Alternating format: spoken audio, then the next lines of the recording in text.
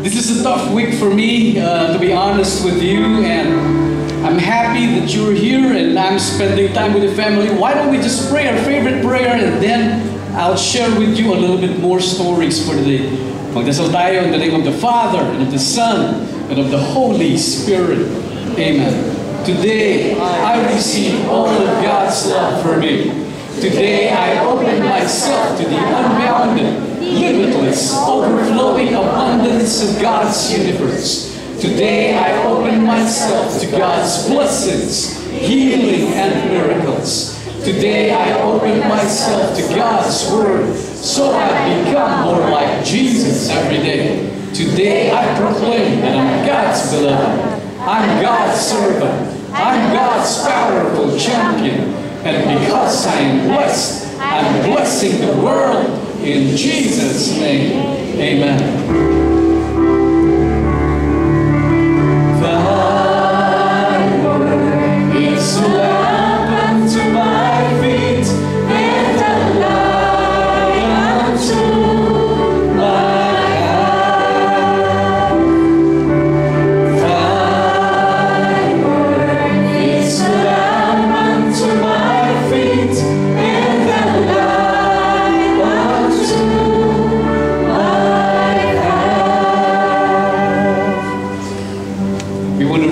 Scriptures, Ecclesiastes chapter 3, verse 11, all together please.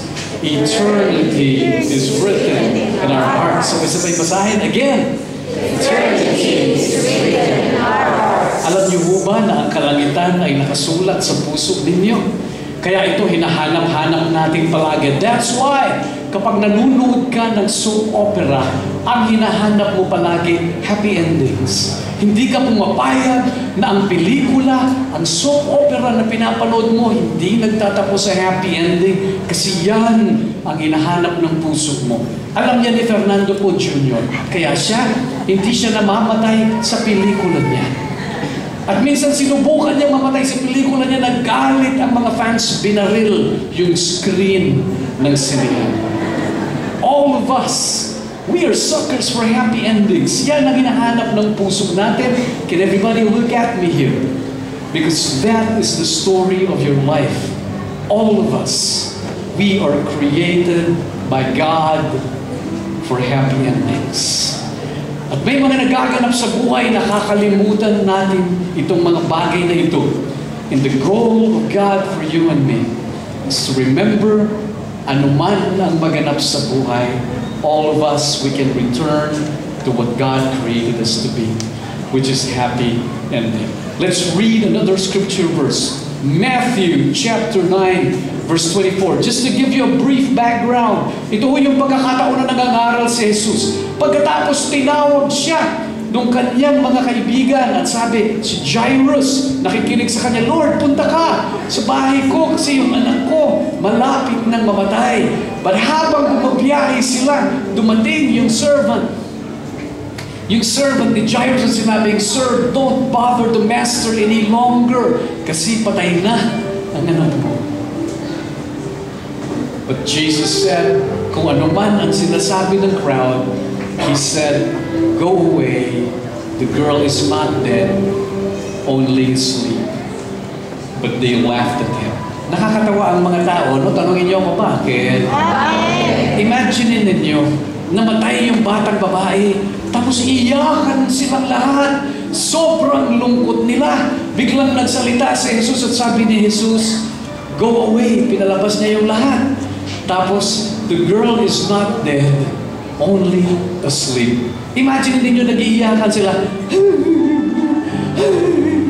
Tapos sinabi ni Lord sa kanila, don't worry, the girl is not dead, only asleep. Biglang, yung bilis magbago ng emosyon. Nag-iiyakan, pero pinagtawanan si Lord. And the brain goes like that. It happens sa buhay natin. Emote na emote ka at feeling mo wala ka ng pag-asa, and Jesus steps into your life and He says to you and me, don't worry. Your hope is not yet dead, only asleep. Pwede kang tumawa, pwede kang lalakpak.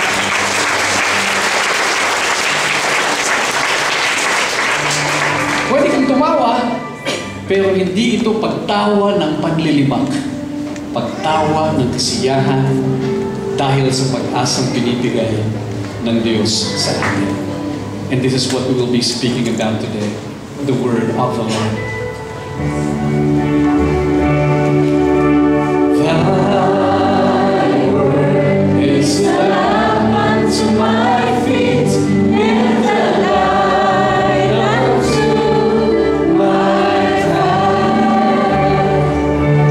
Thy word is a lamp unto my feet, and the light unto my path.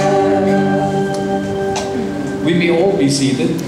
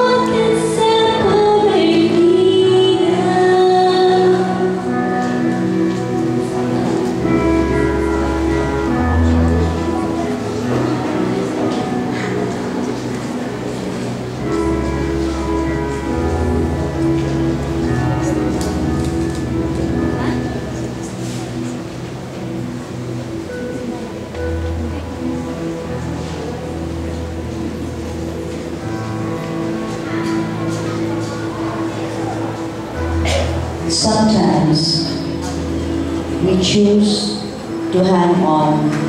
We prefer the inconvenience caused by some of our sins rather than be confronted by the greater truth that we need to change the sinful ways we live. Reading po yun sa Companion back in January 2008. I am a very proud person, very self-righteous. I am a person whom after you talk to me, you will feel very stupid. Because I'm very successful, I'm very intelligent, I'm very good at what I do. In my pride, I would condemn those who are doing wrong, especially those who engage in premarital sex and prostitutes. I would say, pwede ka namang kumita sa ibang paraan. Bakit kailangan ibenta mo ang sarili mo? You know what? In my greatest pride, I fell into sin. The very same sin that I was condemning. Hindi po ako naging prostitute. Hindi bagay, walang bibig. Suplada ko ang mukha. But, seriously, the sin that I committed was having an illicit affair. I thought I was happy I was deceiving myself that I was, but actually deep inside, I was very sad. I can feel my soul screaming inside for my God. Even if I was wrong, proud ako I rationalized. God writes straight in crooked lines. Smart, no? But actually, mali yun. I was actually very sad. And each time I go to Mass, I was crying. Crying time ang drama ko pag Mass, lalo na pag communion. Kasi I cannot receive communion because I know as a Catholic, participation in Mass is actually receiving communion. So I was crying all the time.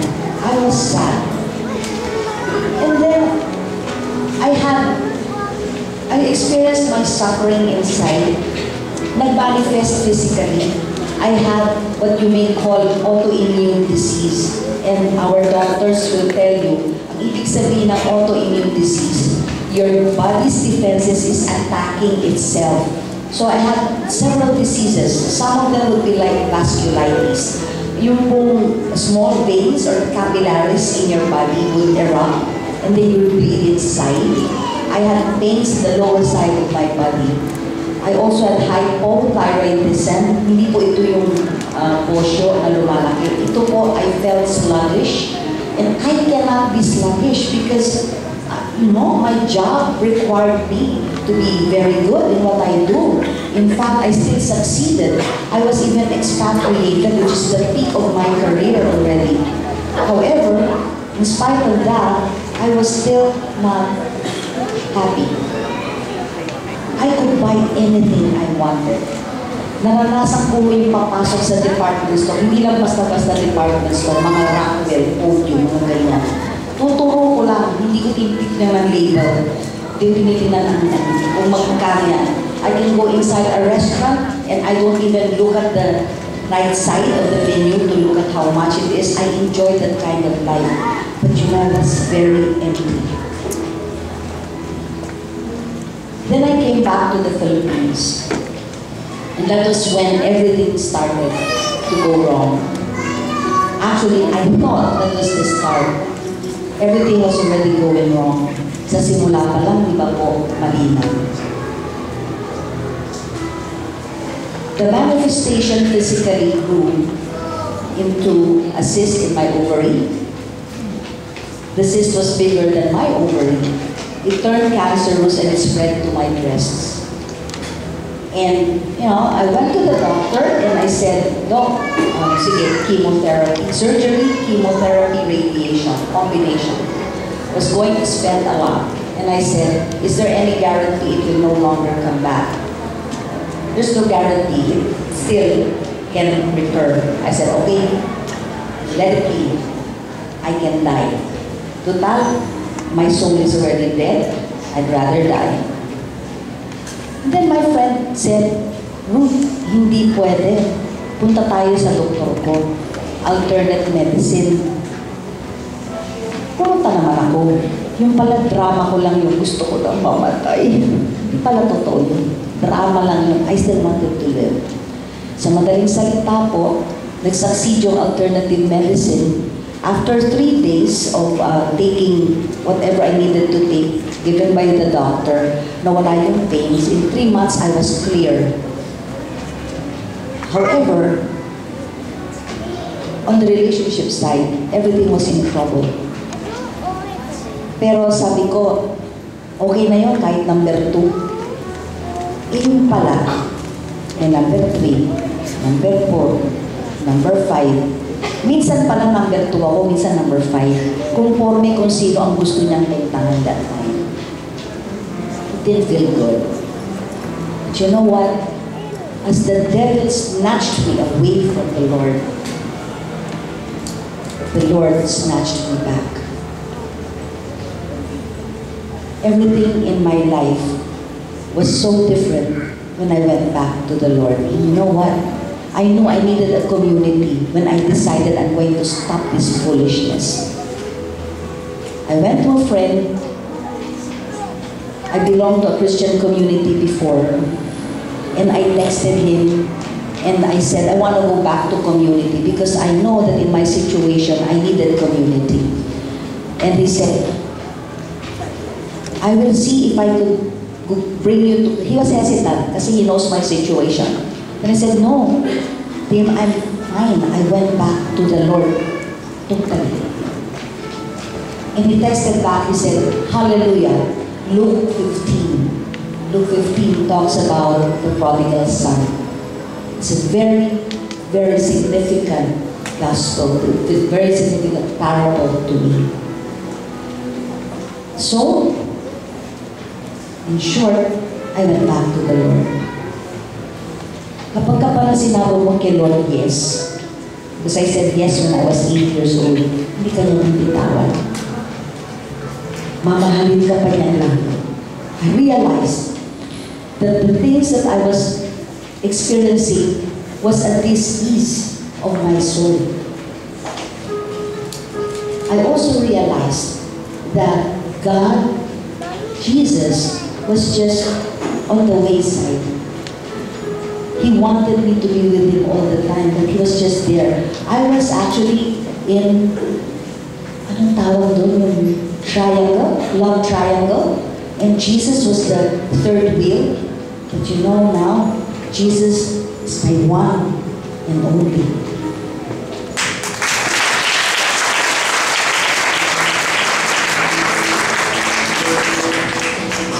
I suffered a lot. Am I still suffering now that I'm back with the Lord? Yeah, I still am. But you know, I am at peace. Suffering now has more meaning in my life. I suffered physically before, I suffered emotionally, but I will not exchange my life now to what I had before. Money was nothing. An intelligent, good-looking guy beside me was nothing compared to the Lord who loved me and who loves me unconditionally. Okay, Lord, I am number one.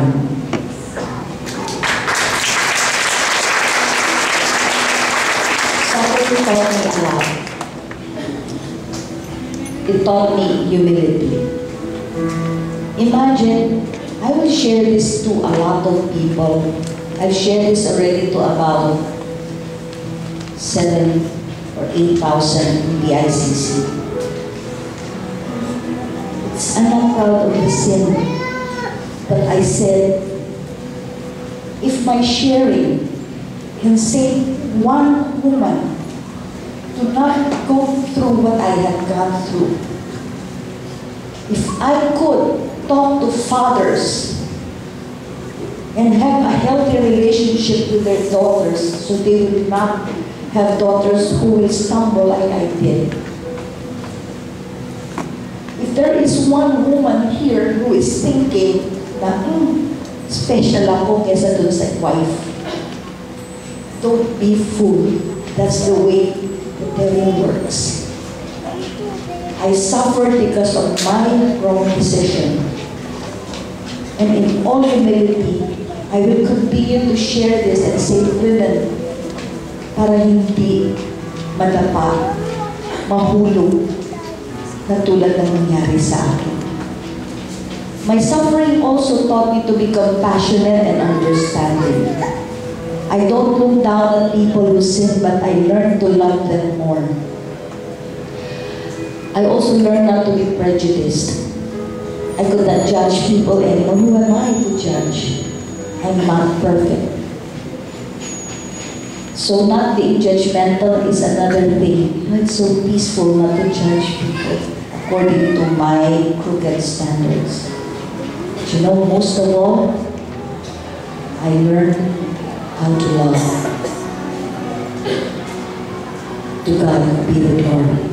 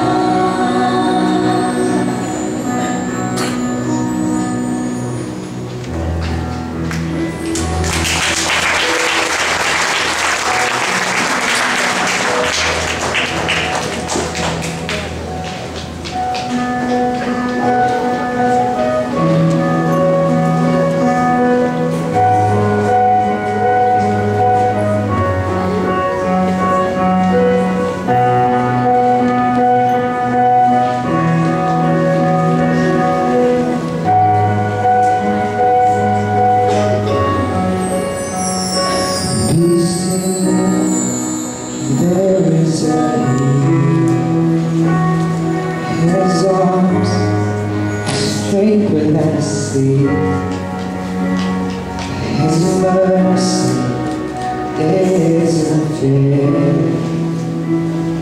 His arms are fortress for the weak.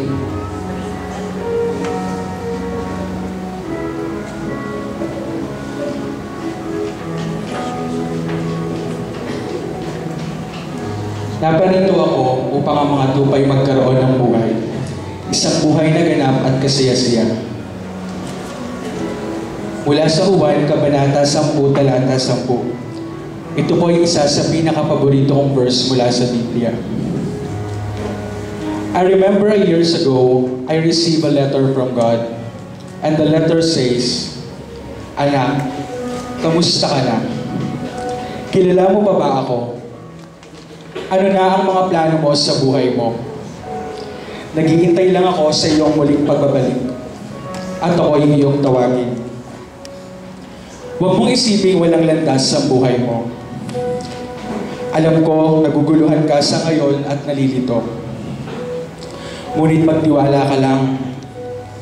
At papasukin mo ako sa iyong puso. Maiayos natin ang lahat ng yan. Isuko mo ang lahat sa akin at ako ang bahala sa iyo. Nagmamahal ang iyong Ama. I have a response from God that time. However, that was years ago then. But now, let me read to you my response to Him as of today. Dear God, sino ba ako? Ito na ata ang pinakamadalas kong tanungin sa iyo mula noon. I always argue with my parents. I can't understand them at all. I always say no with their decisions. I started to drink alcohol and take drugs. At first, sabi ko, try ko lang. But afterwards, it became too much. I spent too much money for nothing. Madalas na atang kantahin ni Mama ang awitin ni Freddie Aguilar na Anak. In school, palipat-lipat ako. 6 years in college, I asked you, Lord, where are you? And so I work at almost 5 call center industry kasi undergrad ako. I ask you again, Lord, why? Again, babalikan ko na naman ang tanong, sino ba ako? Lord, I know you are aware I was struggling with homosexuality. Pinaikot-ikot ko pa, sasabihin ko lang naman, bading ako. Yes, Lord, I am gay, and I choose to be a gay. Is there anything wrong? Yet, I am not satisfied that I belong to a group. I decided to be involved to a different homosexual behavior.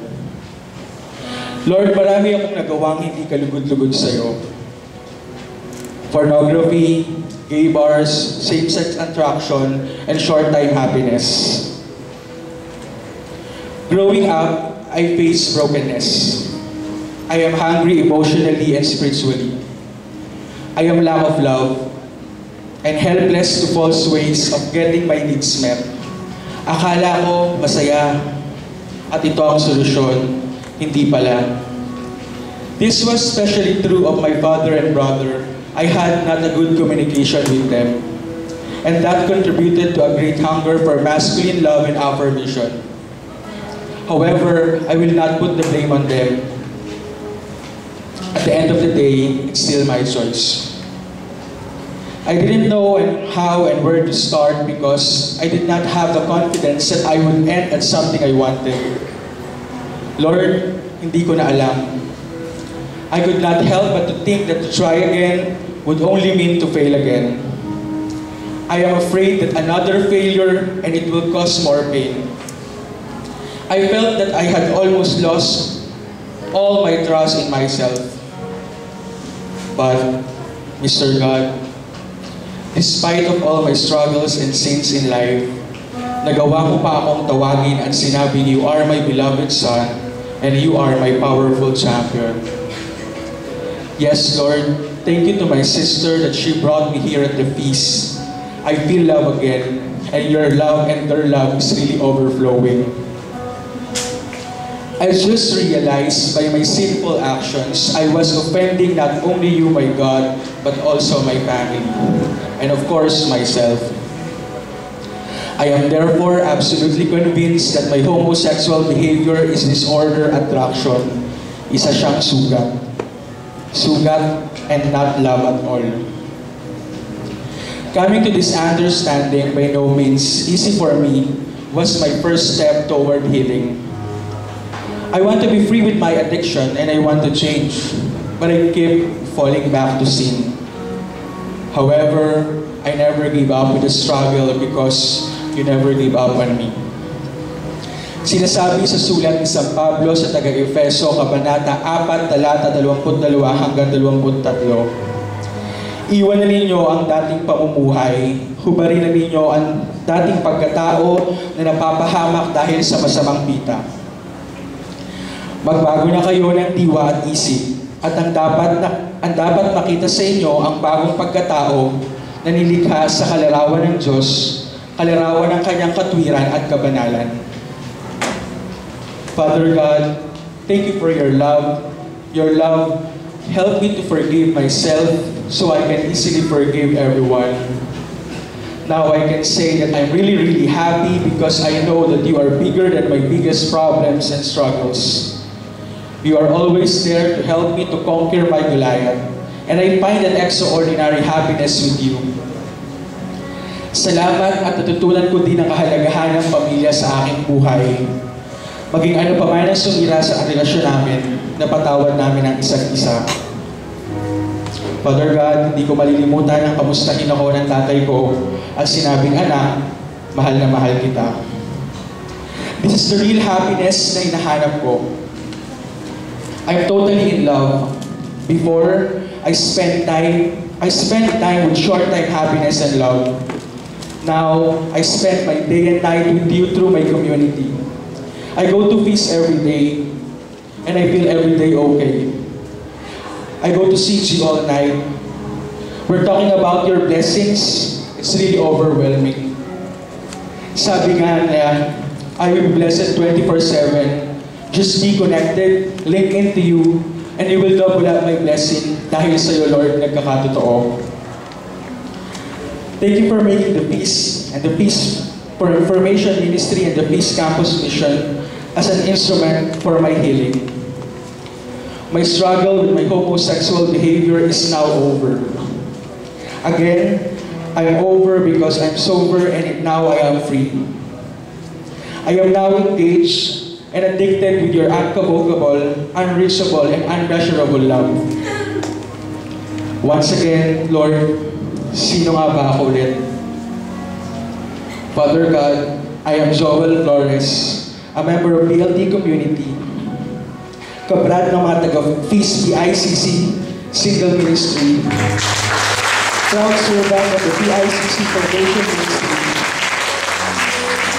part of the MLA Colleges Campus Mission, an IT graduate, a software quality analyst, a part-time instructor, a proud son and brother of my family, and more than that, I am God's beloved, I am God's servant, and I am God's powerful example.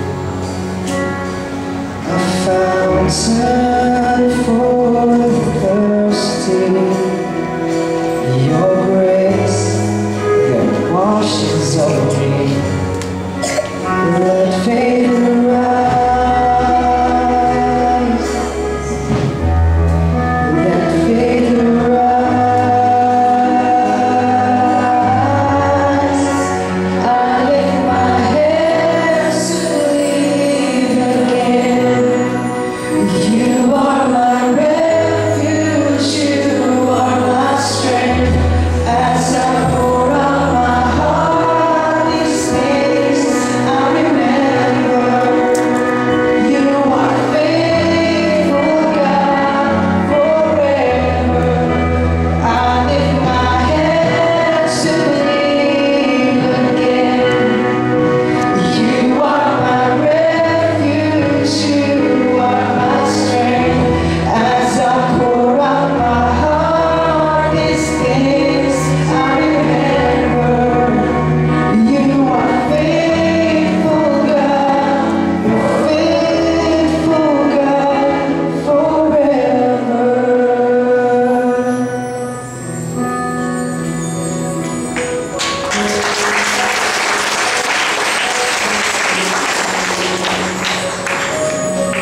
National Geographic one time reported that there was an astonishing find na bigla nilang aksidenteng nakita habang sila ay nagre-research sa mga tribo, the tribes, people of the Inca. If you know the Incas, yan yung mga tribo na nandun nakatira sa mga kasulok-sulukan ng Amazon jungles in Brazil. Nakakita sila ng simpleng contraption. Ibig sabihin, simpleng maliit na lalagyan na yari sa kawayan at mga simpleng mga materyales lamang. At ang nasa loob ng materyales na contraption na ito, na sobrang airtight, vacuum-packed, is a handful of seeds, mga buto. Seeds. Sabay-sabay sabihin, seeds. And after 1,200 years, matagal nang nakatago ang mga buto na yon sa loob ng contraption na ito. Sobrang gulat, sobrang pagtataka ng mga scientists because the seeds inside that simple, airtight, vacuum-packed contraption is waiting seeds that are perfectly preserved. And they appear to be okay. Are you ready for this? Buto na nakatago sa simple contraption after 1,200 years hindi nabubulok. At naintriga ang mga scientists. Sabi nila, tingnan nga natin kung talagang hindi pa bulok ito. They decided to test. Itinanim nila ang mga seeds na ito. And are you ready for this? The seeds grew. Tumubo. Naging mayabong na halaman at puno. And what really struck them the most, this is after many years, 1,200 years of being hidden and forgotten, the power inside the seed, the power of life within is undiminished. It's still alive. It just had to be planted. Have your dreams been dead? Sa napakatagal na pagkakataon ng pangarap mo sa buhay, nakalimutan mo na at itinuring mong patay na ito. Have you given up hope? Maybe just like the servants of Jairus, and they were saying, don't bother the master anymore, the child is dead. And Jesus speaks to you today and he says, no, it's not dead, just sleeping. And he comes to you today and he will awaken it and bring it back to life. Have you abandoned hope? Longer than the bleeding woman. She was bleeding for 12 years and she believed, if only I could touch the cloak of Jesus, I will get well. And she did. And she was well. The seed is planted in your heart. And Jesus is calling it forth. Are you ready for this? Can everybody look at me here?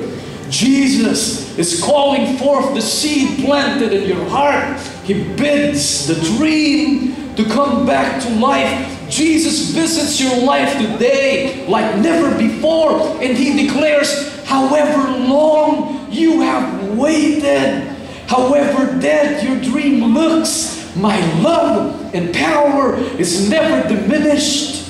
I can still make real the dream you have lost because of your past sins. I can still heal you. Your family can still be restored. I can still bring the person you've been waiting for all your life. You can overcome your addiction. You can still resurrect the dying ministry. My friend, it's never over until God says it's over. This is not saying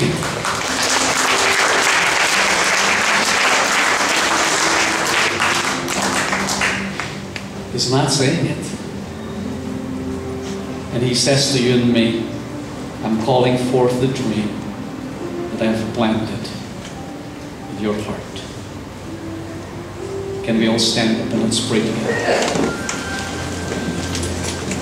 In the name of the Father, and of the Son, and of the Holy Spirit. Amen.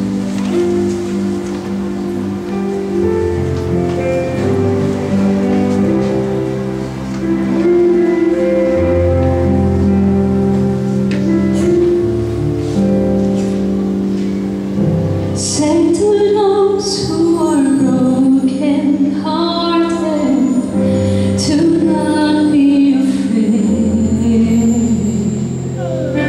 To Lord your God will come with his mighty arms when you call on his name.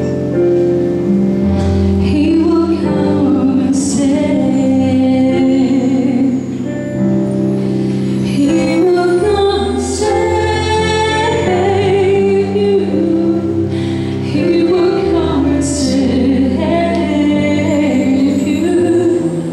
Say to the weary one, your God will surely come. He will come and save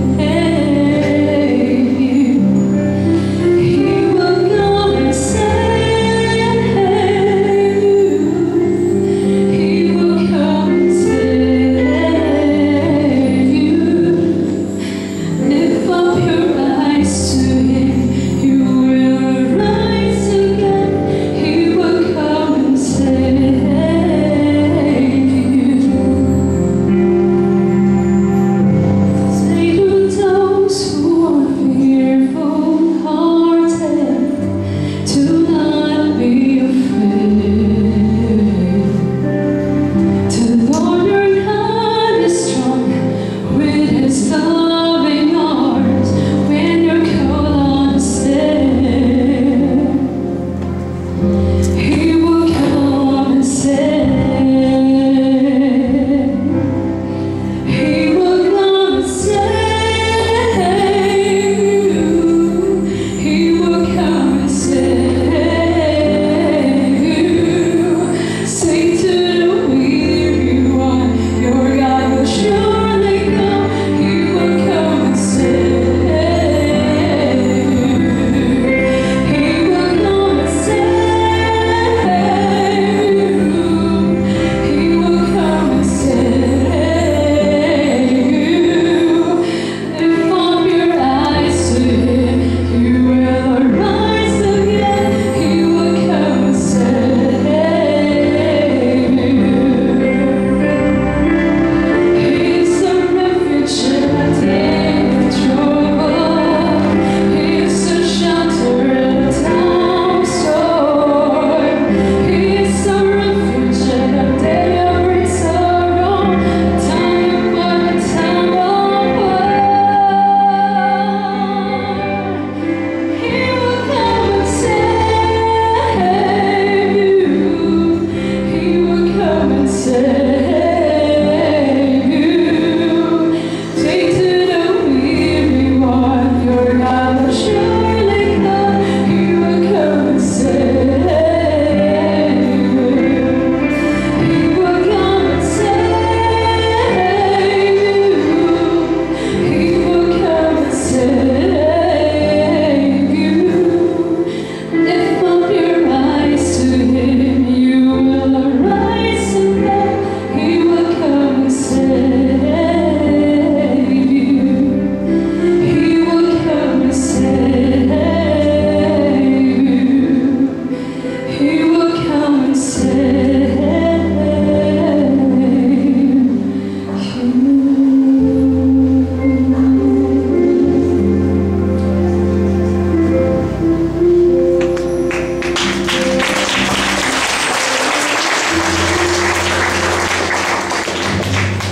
You are a container filled with God.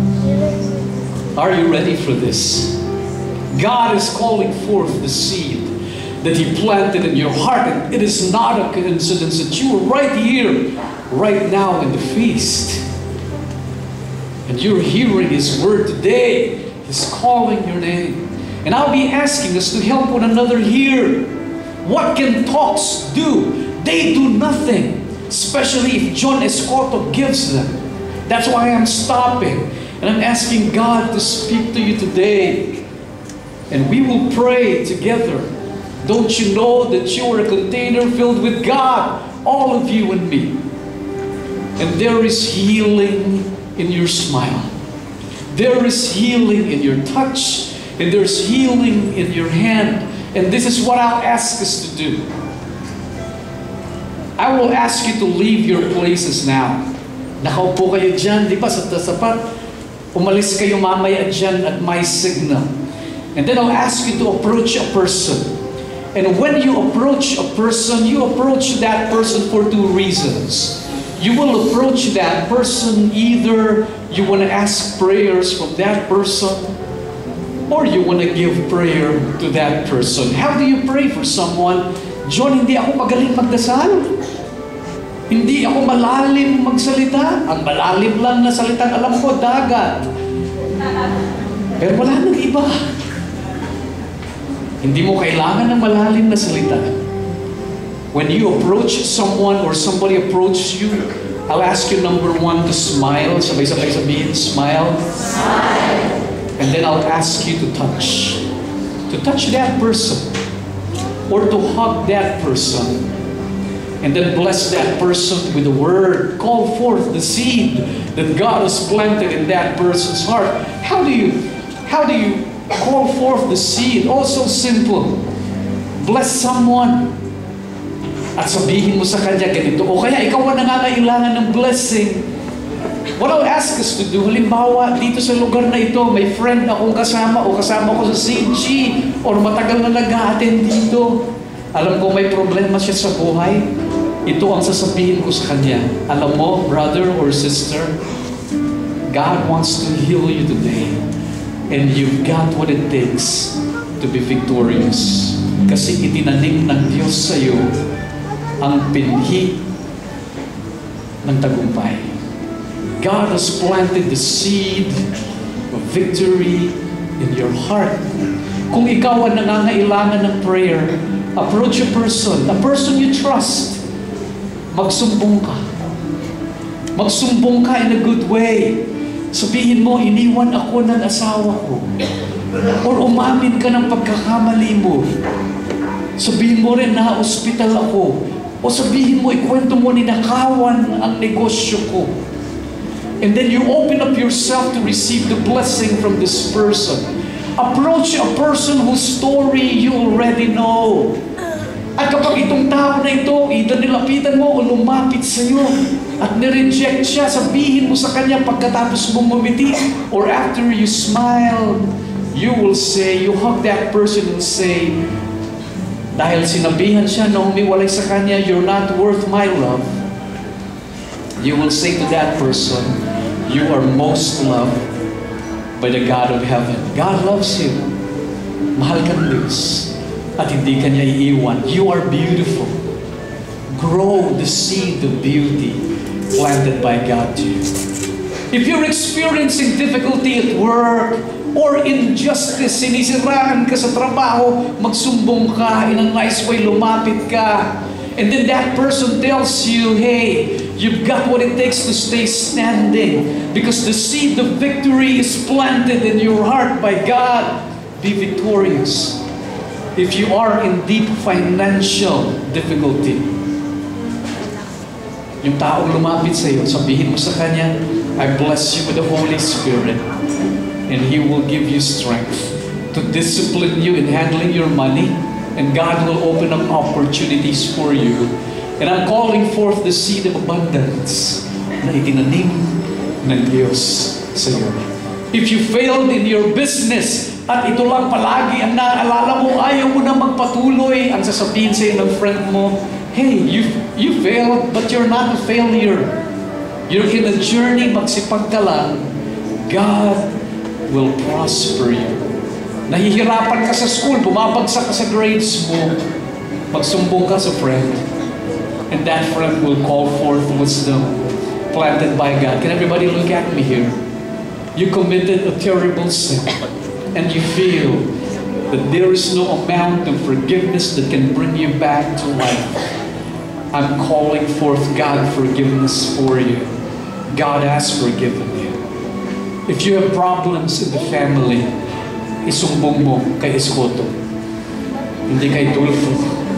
Isumbong mo kay Iskoto. Because I'll be calling forth healing in your family.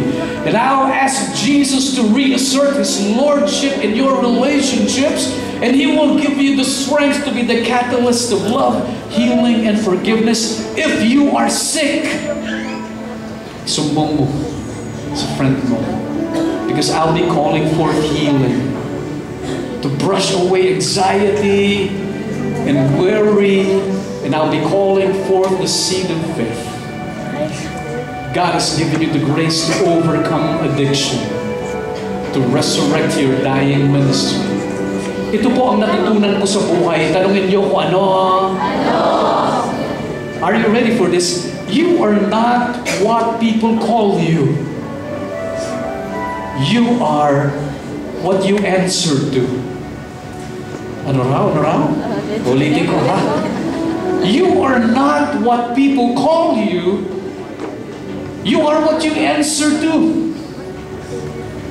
Kapag tinawag mo kong sablay at hindi ako lumingon, hindi ako yun. Kasi hindi ako yun, hindi ako lilingon. Pero pag tinawag mo kong sablay, lumingon ako, ay sablay nga ako. I'm not what you call me. I am what I answer to. Ikaw saan ka ba lumilingon pag tumawag ka? Minsan naglalakad ako dyan, sinagawan ako, Hank! Hindi ako lumingon. Na-insulto ako. What do you answer to? And that's what we will do today. I'll be asking Ruth to stand here. If you want Ruth to bless you, please come to Ruth. Magsumbong ka kay Ruth. And Ruth will smile at you. Ruth will touch you. And she will call forth the seed of greatness in you. She will speak the word. I want to ask Joel as well. I want to ask Noel Babao, our associate builder for Binyan. I want to ask Alex and Jojo and whoever, and our friends here at the feast to just spread yourselves around. I'll stand here. If you want to approach me at meron kayong gustong isumpong sa akin, isumpong mo kay Iskoto. And then let's pray together. I'll ask the music ministry to sing the song softly, and then let's just pray our hearts away. In the name of the Father, and of the Son, and of the Holy Spirit. Amen. Come. Abay, magsialisan kayo dyan sa upuan ninyo. Approach a friend. Hug a friend. Approach someone. Let's just pray with each other. Embrace each other. And just